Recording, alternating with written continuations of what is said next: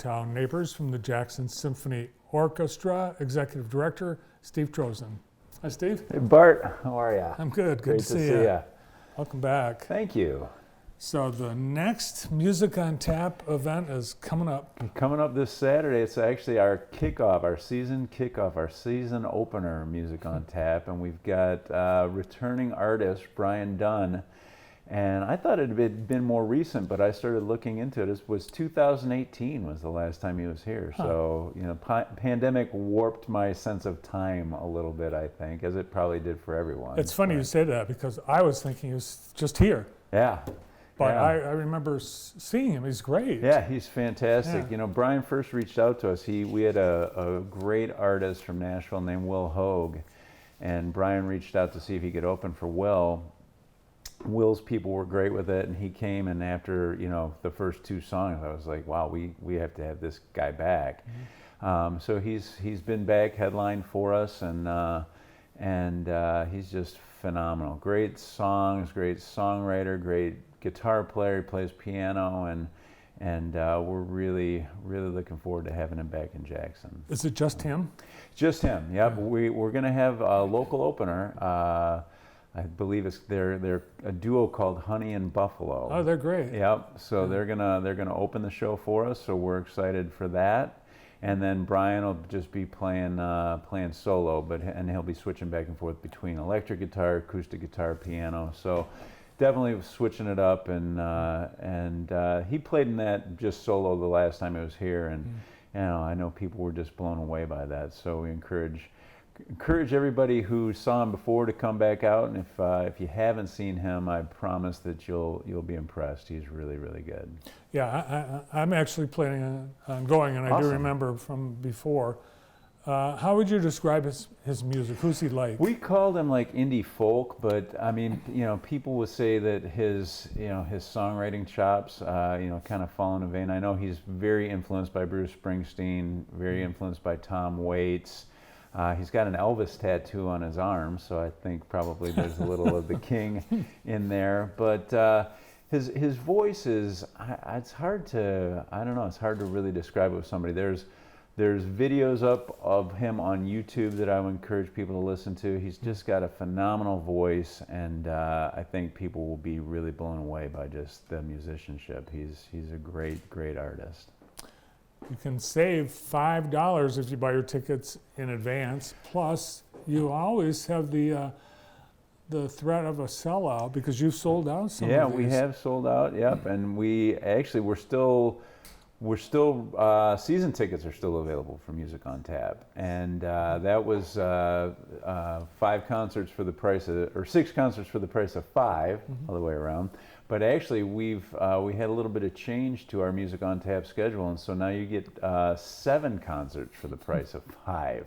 We had our November concert. I think maybe I mentioned last time I was on, had a chance to open for Ani DeFranco, Gracie and Rachel. So we've rescheduled them for April, and now we're having our first ever R&B night in November. Oh, wow. Great artist named Brandon Rose from the Detroit area is gonna come out with he's got a 6-piece band, and so they're gonna be playing the November slot for us, and so we're actually expanded Music on Tap to 7 concerts, but we did not raise the price for the season tickets. So a little extra value for folks there.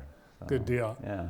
I know most of our viewers know Steve came up with the Music on Tap series a few years ago, and it took a little while to gain some traction, didn't it? Yeah, it took a little bit of time, but definitely we're getting our legs underneath us. Unfortunately, the pandemic kind of hit at just right when things were really starting to go, But you know, I feel like we're back on track. We've got a great season of artists happening this year. You know, we've done bluegrass-ish in the past. We're doing that again this year.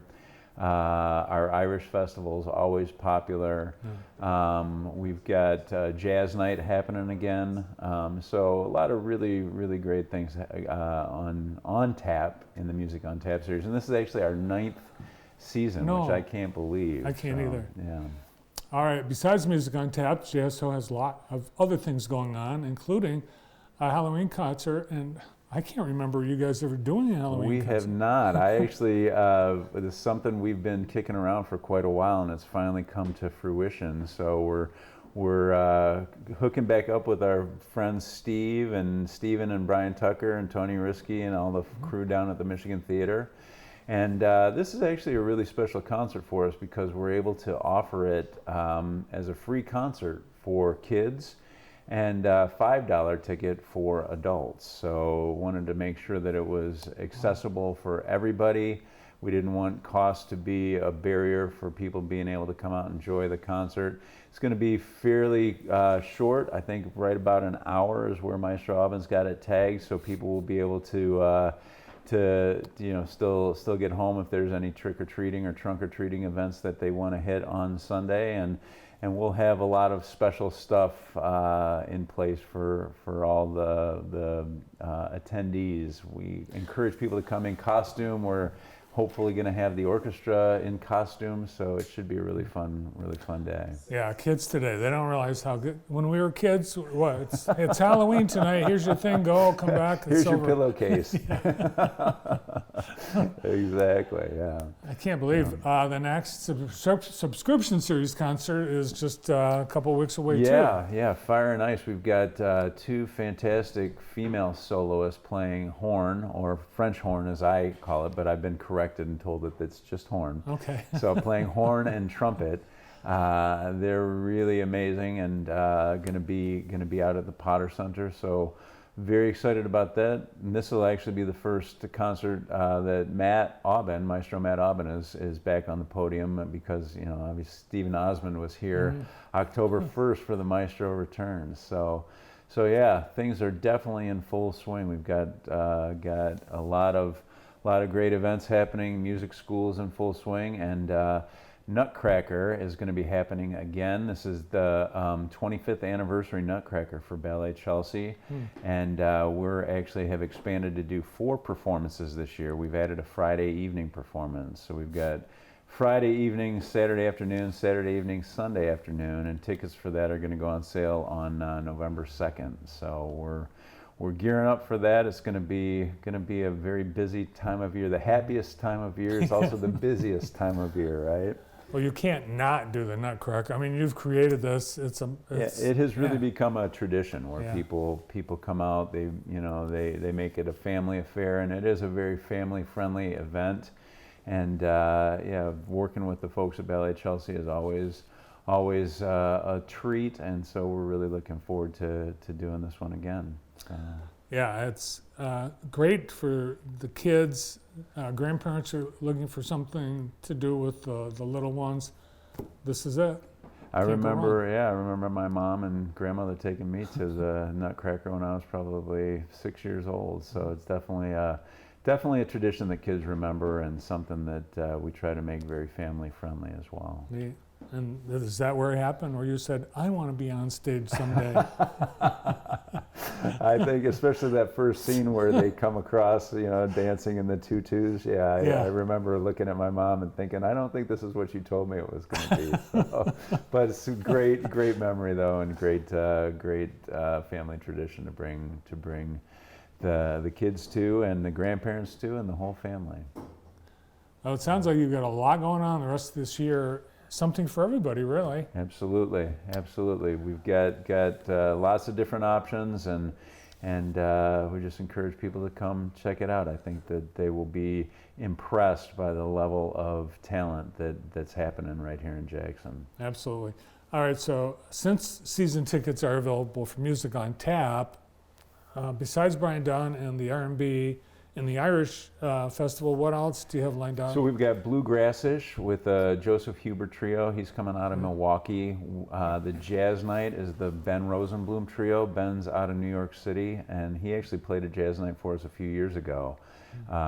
Great pianist and Matt Rosenbloom? Ben Rosenbloom. Oh, Ben Rosenbloom. Yeah, Ben Rosenbloom. Did you say Matt? I may have. I try. Matt Rosenberg. Matt Rosenberg. Yeah. Ben Rosenbloom, and then we've got the Francis Luca Chord, who are kind of a folk duo, kind of in the vein of like Bon Iver, great harmonies, amazing vocals, are going to be rounding things out for us in May.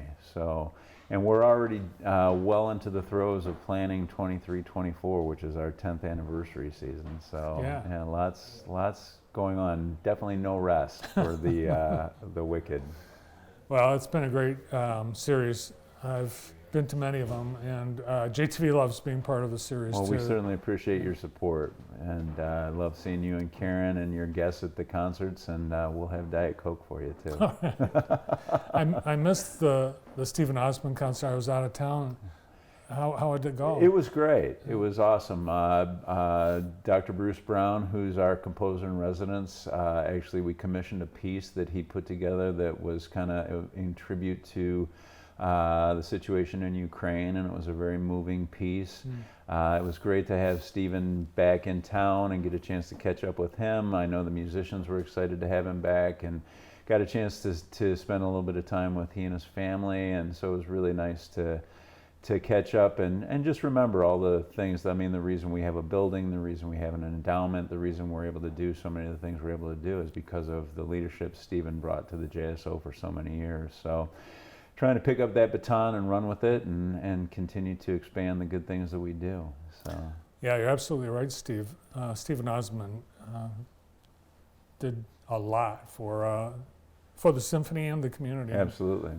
Yeah. 40 years he was our music director and executive director. So yeah, definitely big shoes to fill. Luckily I've got big feet.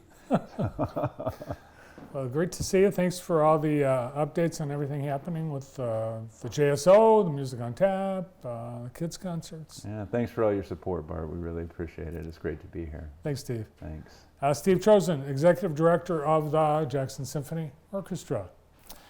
Well, we've got another